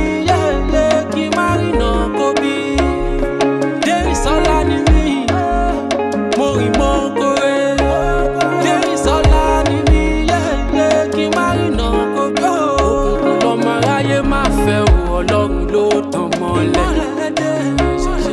Aṣọ wa la mú wọ ẹ fẹ́ kí n yíra mọ́lẹ̀. Dérìsọ́lá ni mí, mo rìn mọ́ kórè. Dérìsọ́lá ni mí, yẹ́lẹ́ kí n má rìnà kó bí. Dérìsọ́lá ni mí, mo rìn mọ́ kórè. Dérìsọ́lá ni mí, yẹ́lẹ́ kí n má rìnà kó bí. Kí ni ká ti gbọ́? Ayé ló fọ́ mi jígí. Mo wọ̀ tún mo wò sí. Àgbà mi ayé ló jẹ́. Ẹ̀la ló fẹ́ ní lójú. Kí ló ń ṣe yín náà? Kí lè rọ̀ pé ń ṣe? What do you think you are doing? Mo fi yín jẹ́ oyè àwòdì. Ẹ lè gbé nǹkan. As a matter of fact, òròmọdé yẹn ń halẹ̀ mọ́ yín. Ìwọ barrister tàbá wí tán wàá máa kó tòfin. The law says kìíní kan wàá máa kó tòfin. Mo ní kó sún wọn. Bó ṣe ń lọ court lẹ́ni kó máa lọ lọ́la kó máa lọ lọ́túnla ní different courtrooms níwájú àwọn adájọ́ oríṣiríṣi ò lè ṣe é àfi kókò máa code law tó ń code la fẹ́ jẹ ìwọ Denderos tó bá abáwí tán àánú ní chief of staff ó láti débi kankan pálọ̀ mi la ṣe wá ò lè ṣe tí ò chief kankan kó má tún lè ṣe yẹn fún mi àbọ̀ sọ fún yín pé ìkọ́tà àwọn babaláwa ṣe dáa ni ṣé n tó ṣe dáa èmi àti babalọ́lá nígbà ṣe pé ìlú ìgan tó ọmọ yìí ṣé ẹ dúró ní máa campaign ládùúgbò ìkọ́tà ti ṣe fún ìlú ṣé ẹ ní máa campaign bẹ̀jù sí báwọn yẹn wá kiri nìyẹn àti wọn ní ká ṣe the right ẹ wo tẹ́ ẹ bá competent máa yọ yín ni o. Àkọ́ ọ̀yẹ́ wà wáyà kí n dẹ̀ tí ẹ̀ kó yín sínú kéèjì ajá mi one of these days orí yín lè pé ló ń ṣe yín náà. Let me tell you something mo máa di gómìnà yẹn whether you like it or not tẹ́ ẹ̀ bá nípa mi lọ lẹ́yìn nípa mi lọ máa change yín náà nù àwọn àwọn ọmọ ìlú mi sí. Your Excellency sir ẹ̀yin àgbà náà lè pálówè ẹni kò sí ohun tó bà àgbà nú jẹ́ tó ifá ta dá tí ò lè tutù. Bá ní kẹjẹ ká execute plan B sir bóyá èèyàn tó work sir. Plan B orúkọ wa work. Ó yẹ kó lè work sir. Mo bá rí sir ṣé a lè rí plan B yẹn ṣe. Sir ṣe ti rí plan B yẹn legally kò lè work sir but tí a bá scheme ẹ bá ṣe plan ẹ tàbá lè rí execute bẹ́ẹ̀ o good àṣeṣe so ti we just have to be very careful. So nǹkan ṣó ṣe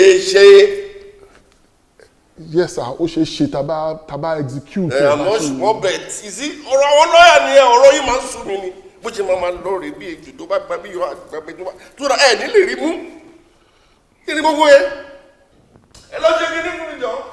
Make your way easy. All right? Yes, sir. Am I going? Sir. Kini? Èyí tó gbà ń jẹ tanko. Politician. Gbogbo díẹ̀ ojú kí ló máa jẹ́ lọ. Ó yá lọ ṣe account èyí tó gbà fún mi. Owó tó gbà. Kó tó rí nǹkan wọn mi. Yes. Ẹ bọ́ta. Okay, sir. Oníkun ló mọ̀ká. Tẹnu bá jẹ́ ó máa kà á. Àìṣòdodo ló mẹ́ni jẹ dodo máa ṣòdodo mọ́ òun lọ́mọ aráyé máa fẹ́ o Ọlọ́run ló tàn mọ́lẹ̀. Aṣọ wa la mú wọ ẹ̀fẹ́ mi yíra. Ó ga fún ẹ ó miss o pátí ta lọ yẹn ó miss gan-an ni mo sọ fún ẹ kó jẹ́ ká jọ lọ ó ní rárá ò lọ. Onídókòwò èmi náà lọ náà bọ̀ tí èmi máa ṣe ń bẹ̀ kí n lè rí nǹkan tó ń ṣe I won't have any fun now. Ẹ̀yin máa gbádùn ara yín èmi máa kàn máa ṣe bíi babes. Dẹ́rìn láì ṣe pé oògùn ràn á lè tó máa gbọ́ music ṣé dandan ni kò rí nǹkan tó ń ṣe ni wọ́n dẹ̀ máa fi nítorí nǹkan pé nǹkan ṣe ẹ́ wọ́n dẹ̀ máa dóòlà rẹ̀ sílé ó ní gbogbo nǹkan báyìí náà. ó dà á sí pé mo tẹ̀ níṣẹ́ ń jọ yẹn gan mo fẹ́ ṣe àwọn bíi fáwọn kan tó. ìyẹn wá ní pé kó má catch phone ni ó ní gbogbo nǹkan tó ń ṣe yìí ó ní ìdẹ. I'll try jàre I'll try to do it. Ok mo ti gbọ́. Afọ́jú ti ẹ̀. Ta ni yẹn?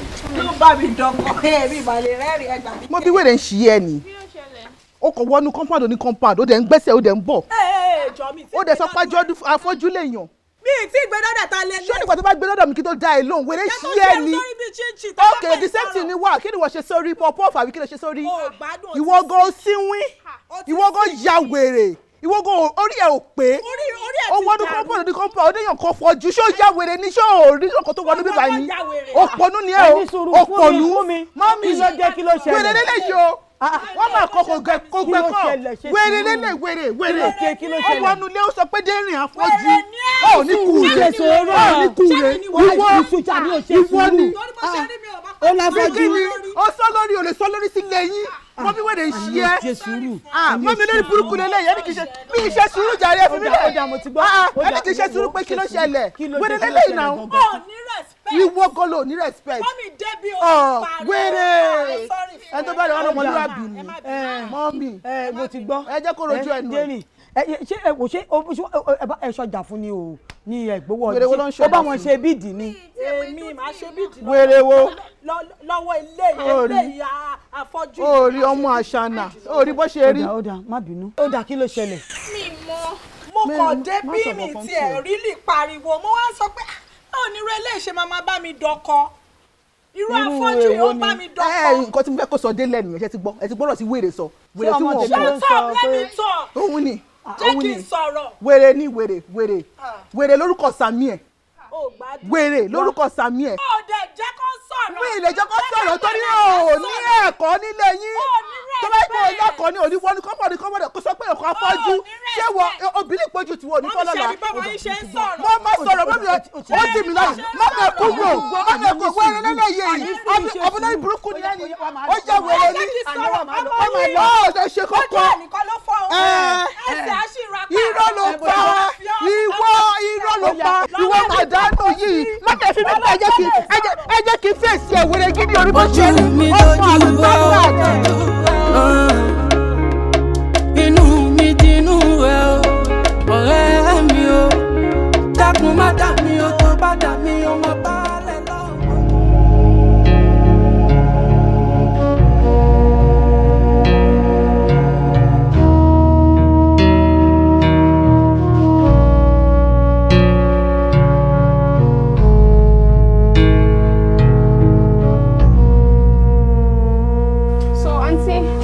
àwọn beats yẹn àwọn mélòó rẹ ní pé ó máa wà interested nínú àwọn beats yẹn àti pé ǹjẹ́ ọ̀nà máa nídìí ẹ̀.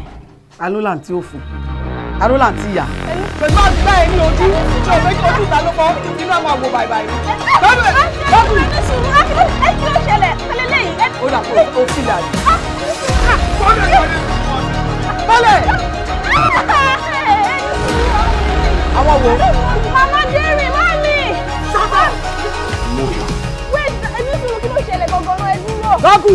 ẹ dúró. Màṣà fi lè lè. Mami Sára dúró jọ. Mami jẹ́rù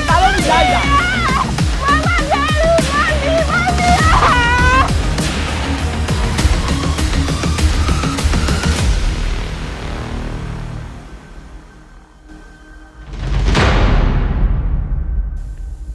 Ìpàdé tí mo pè sí àárín wa and I'm very sure pé gbogbo yẹn understand the meaning. Yes, ma'am. Gbogbo ẹ̀yin tẹ́ ń bá mi ṣiṣẹ́ tẹ́ wà London mi ẹ pọ̀ jù báyìí lọ. Nítorí pé ẹ̀yin mẹ́rẹ̀ẹ̀rin ẹ tó gbangba sùn lọ́yẹ tó jẹ́ pé tí n bá ń sùn lọ ń lé gan ọkàn mi balẹ̀ tẹ́ bá wà lórí field. But nǹkan tó ṣẹlẹ̀ lọ́jọ́ mẹ́ta kò yé mi. Now look at it. Derisola is missing and the only suspect tí I believe not that pé a tún believe òun rí bákan bákan òun ni comrade Ajose. That's the only person. Ẹ dẹ̀ mọ̀ pé man yìí òun ṣe just ordinary person takun lè lọ pa gìrì lọ́ba abalọ́ba ńlé abalọ́ba lọ́fíìsì. One, èèyàn tó gbajúmọ̀ tó mú àwọn èèyàn ń lò ní. Two, ẹni tá à ń sọ igan tá bá máa wò àwọn àti àwọn ọ̀gá wa wọ́n máa fẹ́ jẹ́ bí ọ̀rẹ́. But ẹ mọ̀ pé tó bá ti wọ́ látòkè tó bá kàn mí ó kàn yín. Nǹkan tó bá fi lè mú àwọn ọ̀gá mi pariwo látòkè èmi náà máa pariwo mọ́ yín. Ẹ mọ̀ tí ẹ bá dẹ̀ ṣiṣẹ́ bó ṣe wù mí mo máa dágbó yín sí field I don't mind. Ẹ mọ̀ pé mo lè ṣe ẹ máa lọ máa control traffic ni. So what is going on? Ó yẹ kẹ́ ti rí inú files tí mo fún yín gbogbo ilẹ̀ ti go through files right? So what's happening? Kí ló ń ṣẹlẹ̀ gangan? Ma, truly I had to go through Pfizer. Okay. And I can assure you pé by the time that I carry out our investigation, I might get results. I didn't know you never do. I didn't disappoint you, ma. Any other person? What do you guys do? Mama ni. Share for your ballet. You can drink. Drink. Step down first. Okay, mo gbọ́ tiẹ̀ báyìí. Babe. Yeah. Can we put and celebrate? Celebrate kankan. Inú mi kàn dùn. I just dey happy anyhow. Sorry, tó bá ti tó àsìkò àti fùrọ̀lá. Má worry, just watch. I just dey there. Inú mi kàn dùn. Kò lè yẹ ọ́. Ọpẹ́yẹmí say at least ṣí aṣọ díẹ̀ kúrò lójú egun tí àwọn nǹkan tó ṣẹlẹ̀. Kò sí aṣọ kankan tí mo fẹ́ ṣe lójú egun. Jẹ́ kí tí wàá sọ ilé ìfún ẹ. O lọ lè o. Kó tètè pè ẹ́ wà tán ọmọ. O lọ anywhere lálẹ́. Ṣé mo pé èmi wọ́n á sá fún ọ? Ṣórí lálẹ́. Ìwọ ló máa sá fún mi. Kò sí mo fẹ́ rún ẹ̀. Mo fẹ́ la ẹ̀. Mo fẹ́ jẹ. Mo fẹ́ gbọ́n ẹ̀ mu. Má rún ẹ̀. Ọdún ṣe. Kò yẹ. Kí n pè wọ́n lé kí sọ fún wọn pé kí n pè. Wálé lónìí. Dàárọ̀ la ni. Tí bá ṣe ń jẹ jíjẹ mo máa ṣe máa mú mo máa lá. Omi máa ń jẹ́.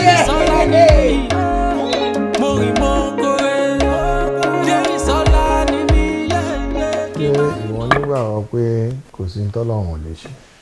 O believe okay. Ṣé o believe pé Ọlọ́run lè sọ ẹ̀jẹ̀ wa di blue? No, o ní o believe pé kò sí tọ́lọ́run ò lè. Okay, ọmọ nǹkan mo fi ní àlejò ẹnìkan fẹ́ bá mi sọ̀rọ̀ ṣe tí n bá pè é padà wá fún mi ní reply tiẹ̀. Okay, all right. Yes. Sà. Mo ní kí n tún wá kí n ní wípé a kó ọ̀rọ̀ èèyàn. Mo gbọ́. Lágbára Ọlọ́run àní rírú ẹ̀ mọ́. Àmín o. Ọlọ́run á ṣàánú wa. Ìwọ ti sọ bẹ́ẹ̀, yes, àmín. Nǹkan tí mo wá bá yín fún ni pé mo fẹ́ kẹ́ bá mi bá Richard sọ̀rọ̀. Ẹ̀yin náà kúkú mọ̀ kò ní ìyá méjì láti ìgbà tí madam ti kú. Èmi náà ni mo tọ́ tó fi dàgbà tó fi tó báyìí.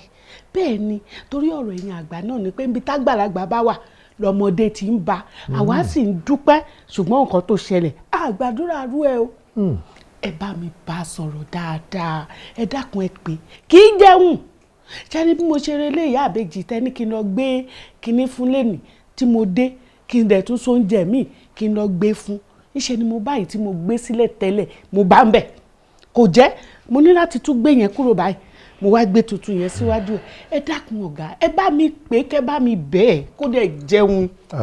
Ṣé living room ló wà ní àbí yàrá ẹ̀? Ìgbà míì ń bá ní living room ìgbà míì inú yàrá ẹ̀ tí n bá sì ń bá sọ̀rọ̀ tí n bá ń bá Richard sọ̀rọ̀ gan báyìí ó máa ṣe wá ṣe ló máa wò bá. Ọmọ ọdún máa ṣẹlẹ̀. Bẹ́ẹ̀ ni. Èmi á lọ bá adé bá sọ̀rọ̀ adé gbọ́. Ó yẹ kó gbọ́. Mo ní màá bá sọ̀rọ̀ á gbọ́. Mo ti gbọ́ tẹ́ ẹ bá rí ọ̀rọ̀. Mo ní màá bá sọ̀rọ̀ ó máa gbọ́. Ọ̀dà ìṣe ló dàbí ẹni pé hello sáà. Go. Mo ti gbọ́ sà. Dádì. Ọ̀dà mo ti gbọ́. Ọ̀dà.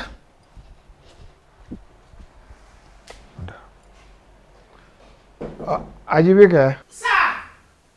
Wo ẹni tó wà lẹ́nu ọ̀nà yìí.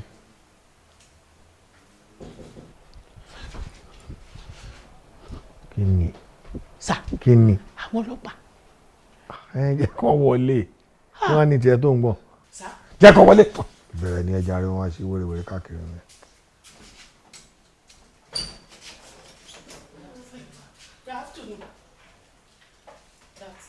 Good afternoon. So, you see, the only way tí afternoon if le good ni pé kẹ́ sọ fún mi pé station bye ni àjọṣe wà tẹ̀tì mọ́. As of now, sir, àti concrete evidence kankan láti arrest wọn that ṣe ń bá yín sọ̀rọ̀ yìí. You are a fool. You are a very stupid officer. Mo léèyàn threatening life mi àti family mi. Ó dà kí ló tún fẹ́ èèyàn sọ lórí national TV pé the battle line has just been drawn. What do you think he's talking about? What do you think battle line is called? That's war. What else do you want? So you stand up, I'm talking now. Sorry, sir. Why are you sitting down? Yeah, you too, sorry. Sir, gẹ́gẹ́ bẹ́ẹ̀ ṣe mọ̀ wípé èèyàn pàtàkì ní Comrade Àjọṣe láwùjọ. Èmi ni mi ò kì í ṣe èèyàn pàtàkì. Mi tó sọ bẹ́ẹ̀ sà, bẹ́ẹ̀ ń ṣe jẹ́yàn pàtàkì láwùjọ, bẹ́ẹ̀ náà ni Comrade Àjọṣe ṣe jẹ́yàn pàtàkì láwùjọ. So we can't just arrest him. We can't, sir. You can't just arrest him. Then, sir. You people are talking like fools. You're just talking like somebody that has no sense. Tẹ́ bá mọ̀ pé ẹ capable láti handle case, màá sọ fáwọn ọ̀gá yín kàn fún mi ní some other competent officers. Wọ́n á dẹ̀ ṣe á dẹ̀ yanjú. What's your rank? Ordinary corporal. Nonsense. Ẹ má bínú sir. I promise yín a máa ṣiṣẹ́ wa bí iṣẹ́. I promise yín sir. Ṣùgbọ́n ẹ sà ṣàlẹ̀ ọmọ yín Richard ká bá sọ̀rọ̀ sir.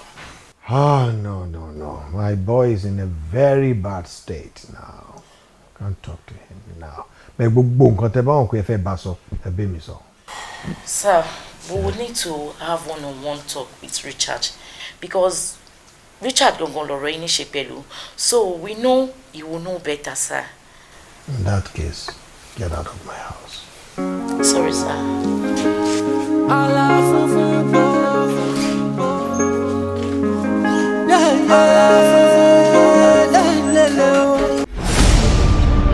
Lórúkọ ẹ̀. Kíntùnì. Èmi á fẹ́ wọ torí kí ló bá yẹ. Àní kí lórúkọ ẹ̀. Charles ò nílò mo bá yín ṣiṣẹ́. If you cannot pronounce the Charles, please call Chelibogo. Ilé náà tí kẹ́sọ̀ ọ̀rọ̀ tẹ́. Bó ṣe ń ṣe ní ibi, èèwọ̀ ọ̀bùn mi. Charles, ọmọ Igbo, ó ti dé láti ìgbà tó sì ti dé sínú ilé lọ̀gá ti ń yíwà padà sáwà. Tó bá sọ pé o fẹ́ jẹ́ ìbàsùn kí ló ní iṣẹ́ tí mo ṣe tí mi lè tẹ̀bà fún ẹ. Má tẹ̀bà fún ìgbà tí ìjà ìwọ. Ṣúrí ẹ̀sùn mọ́gòrí lórúkọ àgọ̀rí ọ̀. Àrẹ̀mú jìjì òun báyìí òun ló ń ṣe owó ẹ̀ báwọn. I'm telling you, òun ló dé ká fún tó fi sọ pé ọ̀wọ̀n ẹ̀jẹ̀ kí ni ọmọ ọlọ́nà kan lọ. Shut up your mouth and get out of my room now. The both of you should get out now. Go.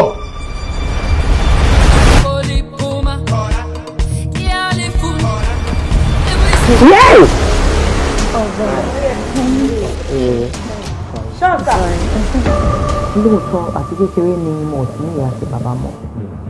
Mi ò lórí mi ò rárá. Ẹ wá rí láti ìgbà tá a ti ń bá yín gbé tá a ti ń bá yín ṣiṣẹ́ tẹ̀ tí ń fún wa lówó. Mo fẹ́ má rí ẹ̀yìn bóyá boyfriend ni o àbọ̀kùnrin ni o rí kankan rí. Kí ni mo fẹ́ fi ọkùnrin ṣe láyé? Sórí Mr. Ladi, ó sọ pé káwa méjèèjì apá ẹ. Kò lè pọ̀ mí nítorí orí mi ẹni tó bá dé ní sàpá àpamọ́rápá. Kí ló dé tó sọ̀rọ̀ báyẹn ní tí mo dẹ̀ tún bẹ́ẹ̀ sọ̀rọ̀ sọ pé orí mi ò pè é.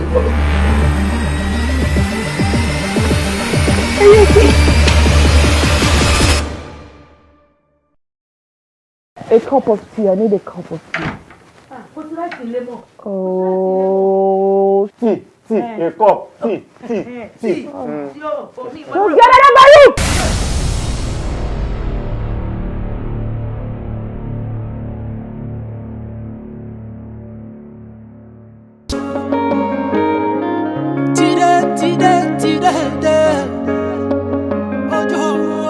Òkùnkùn lọmọ aráyé máa fẹ́ o, Ọlọ́run ló tàn mọ́lẹ̀. Aṣọ wa la mú wọ, ẹ̀fẹ́ kì í yíra mọ́lẹ̀.